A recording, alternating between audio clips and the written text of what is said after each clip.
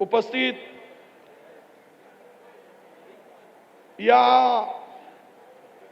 येणाऱ्या 19 तारखेला देशाच्या इतिहासामध्ये तुमच्या मतदानाने या देशातील संविधान, या देशाची लोकशाही वाचणार आहे आणि म्हणूनच या देशातील दुसऱ्या स्वातंत्र्याच्या लढाईचे तुम्ही सैनिक म्हणून या ठिकाणी उपस्थित आहात। आपल्या सर्वांचं मी मनापासून स्वागत करतोय। तुम्ही देशभक्त आहात, तुम्ही राष्ट्रभक्त माझे बांधव भगिनी आहात, कारण खऱ्या अर्थानं देशभक्त राष्ट्रभक्त तुम्ही यासाठी आहात की देश स्वतंत्र होत असताना इंग्रजाचे पाय चाटणारे आज दिल्लीच्या गादीवर बसले आहेत। खरे देशभक्त म्हणून त्यांना खाली उतरवण्याचं काम तुम्हाला करावं लागणार आहे। काय तुम्ही अजूनही पालकत्वाची वाट पाहताय? 95,000पेक्षा अधिकच्या कुटुंबाचे आयुष्य आनंदाने भरले आहे। आजच कॉल करा आणि मिळवा फर्टिलिटी ट्रीटमेंटवर सूट आणि सर्वांना द्या आनंदाची बातमी। कुठल्या दिशेनं देश चाललेला आहे? देशात महिला सुरक्षित नाही, तरुणाच्या हाताला काम नाही, शेतकरी आत्महत्येने आपलं जीवन संपवतोय, फार विकासाच्या बोमा मारल्या गेल्या। अब की बार मोदी सरकार म्हणून 10 वर्ष गेले, 50 दिन मांगने वालों को फिर से 5 साल मांगने की मुसीबत आई, पण या देशामध्ये काही ते करू शकले नाही। बेरोजगारांना न्याय देऊ शकले नाहीत, या देशातील महागाई कमी करू शकले नाहीत, महिलांवरील अत्याचारामध्ये कमी झाले नाही।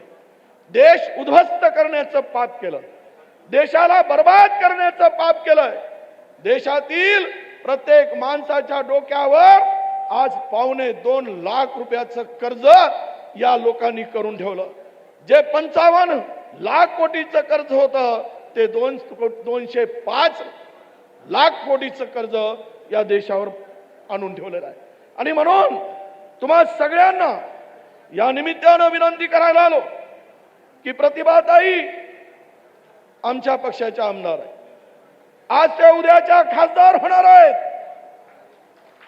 आणि विजय वडेट्टीवार ज्या वेळेस म्हणतो त्यावेळेस ते होतात।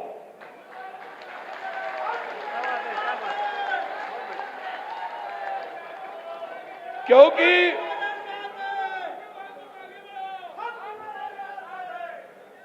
चैनी थाला साहब, हम मैदान में उतरते हैं तो जीत हासिल करने के लिए उतरते हैं, हारने के लिए नहीं। आणि म्हणून प्रतिभाताईंनी आणि कार्यकर्त्यांनी मनामध्ये अजिबात शंका ठेवू नका। मी 9 तारखेपासून पुन्हा प्रचारात येणार आहे।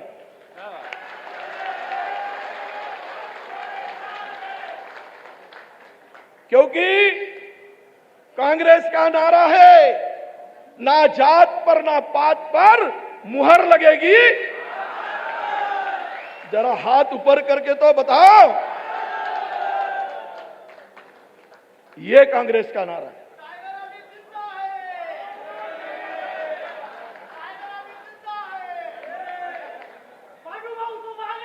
बांधवांनो, हा देश लुटण्याचं काम झालंय। एक शेतकऱ्यांना सोयाबीनचा भाव किती होता, कापसाचा भाव किती होता, ज्या पद्धतीनं उद्ध्वस्त झालाय शेतकरी, महिलांवर अत्याचारामध्ये जी वाढ झाली, दर 3 मिनिटांमध्ये एका महिलेचं शोषण होत आहे, एका तरुणीचं मुलीचं शोषण होत आहे। आणि हे दिल्लीश्वर डोळ्याला पट्टी बांधून बसलेले आहे, त्यांची पट्टी उघडायची आहे। एकीकडे आदिवासी महिलांवर अत्याचार होत होता, त्यावेळेस हे मुंग गिळून बसले होते। मणिपूरमध्ये महिला भगिनी रस्त्याने पळत होत्या, स्वतःची इज्जत वाचवण्यासाठी वस्त्र सावरत होत्या, पण त्यांचे वस्त्र काढून त्यांची धिंड काढली जात होती। ही नैतिकता आणि नीतिमत्ता भाजपची आहे का, की महिलांचं संरक्षण करण्यामध्ये तुम्ही कमी पडलात? दुसरीकडे तो ब्रिजेश सिंग नावाचा खासदार, या देशातील गोल्ड मेडल महिला पैलवानांचं शोषण होत होतं. महिलांचं शोषण होत असताना 45 दिवस न्यायासाठी महिला आंदोलन करत होत्या आणि हे भारतीय जनता पक्ष त्या खासदारांना पाठीशी घालत होता. ही यांची संस्कृती आहे. तिसरीकडे बिल्किस बानो नावाच्या महिलेवर गुजरातमध्ये सामूहिक अत्याचार झाला. आरोपी पकडल्या गेले, त्यांना आजन्म कारावास झाला, पण त्यांची सजा माफ केली गेली आणि सजा माफ करून त्यांना सोडलं गेलं. सोडल्यानंतर हे भाजपवाल्यांनी त्यांची मिरवणूक काढली, गळ्यात हार घालून मिरवणूक काढली. हा महिलांचा अपमान देश कधीही विसरू शकणार नाही, ना देश विसरणार आहे. अरे कितनी जुमलेबाजी तुम्हारी, हद होती है भाई. हर तरह का जुमला लोकांना बनवायसाठी. या देशातील इलेक्ट्रॉनिक चॅनलचे मालक हे 5-6 लोकांच्या हातामध्ये गेलेला आहे. 5-6 लोक मालक झाले आहेत. त्याच्या पलीकडचं नाही, ते सांगतील ते दाखवलं जात आहे. राहुल गांधी या देशासाठी संघर्ष करत आहेत. राहुल गांधींनी 3,500-4 हजार किलोमीटरचा प्रवास पायी चालून दुभंगलेली मन जोडण्याचं काम केलं. अरे गांधींची भीती यांना पदोपदी वाटते आहे, कारण गांधीमुळे हा देश आहे हे सर्वांना माहित आहे. आपल्या पक्षाच्या माजी पंतप्रधानांनी, इंदिराजींनी, राजीवजींनी या मातीमध्ये रक्त सांडलेलं आहे. हा देश वाचवण्यासाठी, हा देश मजबूतीने उभा करण्यासाठी या देशामध्ये इंदिराजींचं रक्त या मातीत सामने. राजीव गांधींचा देहाचे तुकडे झालेत, त्यांचा रक्त या मातीमध्ये आहे. आणि जोपर्यंत गांधींचं रक्त या मातीमध्ये आहे तोपर्यंत काँग्रेस संपवणारा पैदा होणार नाही आणि पैदा होऊ शकत नाही. आणि म्हणून तुम्हाला विनंती आहे की जी बनवी खरं तर सुरू आहे. अरे किती लूट आहे, कशी लूट आहे. आता अदानीचा मीटर इलेक्ट्रॉनिक्सचा लावणं सुरू झालाय. अदानीचा मीटर काल परवा 5 दिवसापूर्वी 10% इलेक्ट्रिक वाढवली आणि आता अदानीचा मीटर येणार आहे. तो अदानीचा मीटर गरगर गरगर फिरणार आहे. तो गरगर गरगर फिरला का तुम्ही गरगर फिरणार आहात, एवढं बिल येईल हे लक्षात ठेवा. तुम्ही गरगर फिरू नका. या भाजपवाल्यांना गरगर फिरवा तर तुमचा खऱ्या अर्थानं या विरुद्ध तुमची लढाई असं आम्ही समजू. 10% ते वाढवले म्हणतात आम्ही 6,000 देतो. अरे काय 6,000 देताय? काँग्रेसच्या काळामध्ये कापसाचा भाव किती होता? काँग्रेसच्या काळामध्ये सोयाबीनचा भाव किती होता? नालायक एवढे आहेत हे भाजपवाले की 485 रुपयाला डीएपी मिळत होती. डीएपी आज डीएपीची किंमत किती 1500 म्हणजे एका बॅगच्या मागे हे 1,000 रुपये खात आहे. एका बॅगच्या मागे भाजपवाले 1,000 रुपये कमवत आहे. हे लक्षात घेतलं पाहिजे. मोदी सरकार 1,000 रुपये कमवत आहे. अरे युरिया वाढवलं नाही म्हणून सांगता. काँग्रेसच्या काळामध्ये युरियाच्या बॅगचं वजन 50 किलो होता. आता GR आलाय. आता तर 45 आहेच, पण एक GR आलाय. त्या GR मध्ये पुढच्या वेळेस 40 किलोची बॅग होणार आहे. बरं वजन तर कमी केलाच, पण तो दाढीवाल्याने आपला फोटोही लावून टाकला. आता कसं वाटते पहा, बरं वाटते की नाही? वजन कमी झाला, आता घ्या शेकून. ही म्हणायची तो संदेश देतो आहे, तुम्ही आपली शेकू नका. 19 एप्रिलला भाजपवाल्याला शेकून काढा तर खरे तुम्ही मर्द आहात हे मी या ठिकाणी सांगेन. खर तुमची मर्दानगी आहे. अरे सर्व वाढवून टाकलं. 2013 मध्ये घरकुल 1.25 लाख रुपयाचा होता. काँग्रेसचं सरकार होतं. 1.25 लाख रुपये. पण त्यावेळेस सिमेंट केवढ्याचा होता? 210 रुपयाचा होता. आज किती रुपयाचा आहे? 390 रुपयाचा आहे. तिथंही 5 किलोची दांडी मारली हरामखोरांनी. 5 किलोची दांडी मारली. 45 किलोची बॅग केली. लोखंड किती होता? लोखंड होता त्यावेळेस 2600 रुपये, आज 6000 रुपये झाला. पण 2013 मध्ये 1.25 लाखाचा घर आता 2.5 लाख होणार होता. 2.5 लाख करण्याची गरज होती. पण या नालायकांनी गरीबाचं घर 1.25 लाखच ठेवला. म्हणजे अशी गरीबाची फसवणूक करणारं हे सरकार आहे. लक्षात घेतलं पाहिजे आपण. मी येणार आहे पुन्हा. नेते 3 बोलणार आहेत. या सगळ्या नेत्याच्या साक्षीने सांगतो.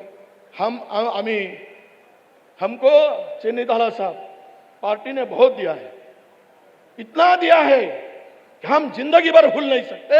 इतना पार्टी ने हमें दिया है. टिकट मांगा है हमने, वो अधिकार था हर एक का, पर हो गया वो खत्म. 4 बार आमदार मुझे पार्टी ने बनाया, 4 बार, 2 बार लीडर ऑफ अपोजिशन बनाया है. ये पार्टी ने हमारे ऊपर एहसान किया है. 2 बार मंत्री भी हमें पार्टी ने बनाया है. हम लोग पार्टी के गद्दार हो नहीं सकते, ये विश्वास के साथ मैं आपको बताऊंगा. हम नाराज थोड़ा सा होता है. अब ऐसा है, शुरुआत में थोड़ी चलती है,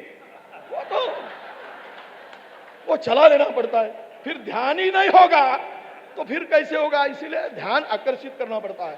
पर एक बात बताता हूं, चेन्नई ताला साहब और मुकुल वासनिक साहब को पिछले बार भी मैं विरोधी पक्ष नेता था, अभी भी विरोधी पक्ष नेता हूं. खासदार तो आएगा ही, सरकार भी आएगी, पर मुझे अच्छा खाता देना भाई. आज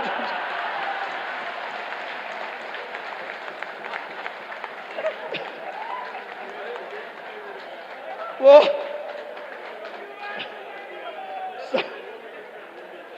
सरकार तो जरूर आएगी.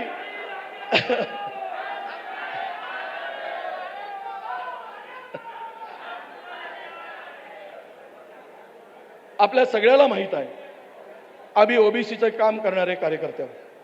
या जिल्ह्यामध्ये ज्यावेळेस मी बहुजन खात्याचा मंत्री झालो, जिल्ह्यामध्ये वर्ग 3 आणि वर्ग 4 अडबाले साहेब आहेत. तिथे आरक्षण 9% होता.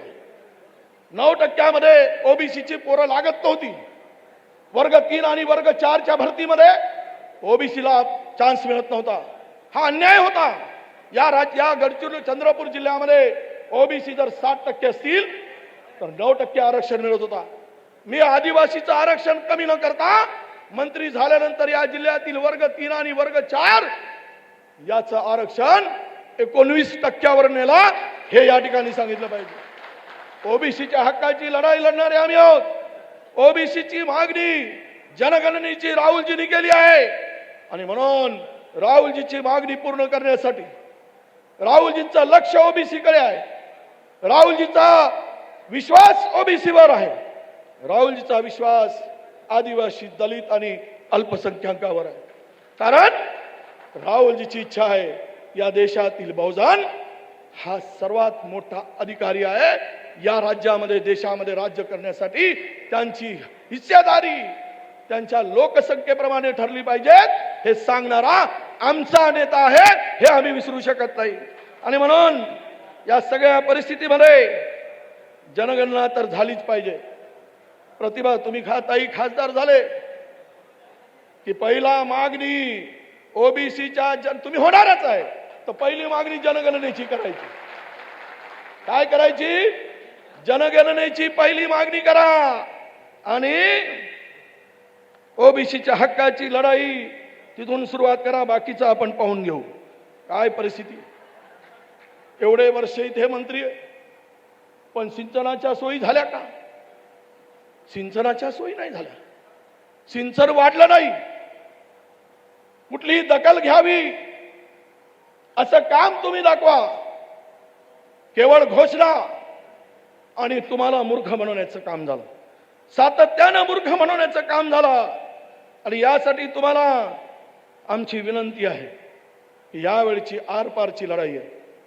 जे संविधान रूपी कवच तुमच्या रक्षणासाठी आहे, बहुजनांच्या रक्षणासाठी आहे, ते कवच हे तुमचं संविधान आहे आणि म्हणून ते कवच फोडण्याचं काम कोणी करत असेल तर त्याला फोडून काढण्याची ताकद तुमच्या मनगटात असली पाहिजे. ती ताकद तुमच्या मनगटात ठेवा. बनवा बिनवी करणाऱ्याला जुमलेबाज, आणि जुमलेबाजी तरी किती करावी. काल परवा 300 रुपये गॅस सिलेंडरचे कमी केले. निवडणूक आहे म्हणून पहिले 14.5 किलोमीटर 14.5 किलोचा गॅस सिलेंडर होता. ऐका, नवरा बायको उचला लागत होता. आता 10 किलोचा झाला. बायको उचलते ना, सरळ घेऊन जाते किचनतून. पहिले 14.5 किलोचा गॅस सिलेंडर होता, आता 10 किलोचा झाला ना. जसा युरिया खाला तसा हा गॅसही पोटामध्ये भरले ते भाजपवाले. फुटतील गॅस, भरू फुटतील, चिंता करू नका. म्हणून हे जुमले को आपको दूर करना है आणि प्रतिभाताईंना आपण प्रचंड बहुमताने विजय करा. पुढे येणार आहे त्यावेळेस आपण बोलू. कारण एक शेर कहते हैं, क्या सरकार इस कदर अवाम पे एहसान जताती है, सरकार इस कदर अवाम पे एहसान जताती है, आंखें निकाली जाती है और चश्मा दान किया जाता है. आंखें निकाली जाती है और चश्मा दान किया जाता है. तुम्हें लूट कर बताता है कि तुम्हारे लिए कुछ किया. अबे आंखें ही निकाला तो क्या अंबाड़ी का बुर्का दिखेगा बे, और चश्मा पहनने से दिखेगा. ये बेवकूफ लोग बेवकूफ बनाने का काम किया जा रहा है. ऐसे जुल्मेबाजी को आप फंसना नहीं, यही आह्वान करता हूं. 19 तारीख को कांग्रेस को जिताओ, पंजाब को जिताओ, यही आह्वान करके मेरे शब्दों को विराम देता हूं. धन्यवाद. जय हिंद, जय महाराष्ट्र.